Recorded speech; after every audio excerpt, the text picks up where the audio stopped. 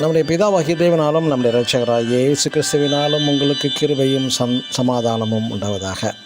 கிறிஸ்துவுக்குள் அன்பான சகோதர சகோதரிகளே, இன்று நாம் தியானத்துக்கு எடுத்துக்கொள்ள இருக்கிறதான வேத வசனம் 1 சாமுவேல் புஸ்தகம் 15ஆம் அதிகாரம் 30ஆம் வசனம். நான் பாவம் செய்தேன், இப்பொழுது என்னை கனம் பண்ணும். ஆமென். இஸ்ரேலின் முதல் ராஜாவான சவுல் சொன்ன ஒரு பெருமையுள்ள வார்த்தை தான் இது. சவுல் ராஜா செய்த பாவத்தை சுட்டி காண்பித்த பிறகும் மனஸ்தாபப்பட்டு மன்னிப்பு தேவனிடம் கேட்காமல் இப்பொழுது என்னை கனமனும் என்கிறார்.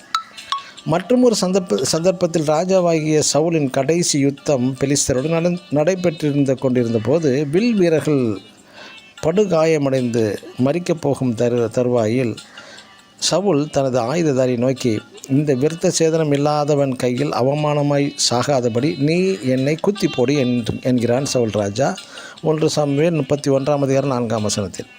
தனது ஆயுததாரி சவுலை கொலை செய்ய மறுத்துவிட்டான். தன் பட்டயத்தை நாட்டி அதன் மேல் விழுந்தும் மறிக்கவில்லை, அதிலும் தோல்வி அடைந்து விட்டான். தனது பெருமையான மரணம் கூட சவுலை பகைத்தது. கடைசியில் அமலேக்கியன் சவுலின் தலையை வெட்டினான்.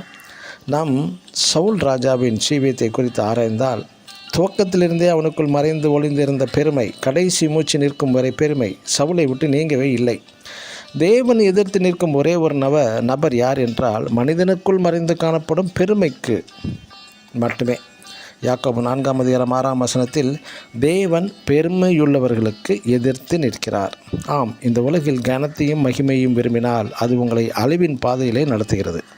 பெருமை என்பது ஒரு நிழல் போன்றது. நீங்கள் பெருமையும் மகிமை கனத்தையும் தேடி சென்றால் அது உங்களை விட்டு ஒரு நாள் ஓடிப்போகும். இதை நாம் சவுல் ராஜா மூலம் உதாரணமாக அறியலாம். மகிமை வேண்டும், கனம் வேண்டும் என்று இருக்கிற பொல்லாத கிரியைகளையும் உங்களை விட்டு அகற்றி விடுவீர்களாக. மகிமையும் கனமும் பிதா ஒருவருக்கே செலுத்துங்கள். ஆமேன். God bless you.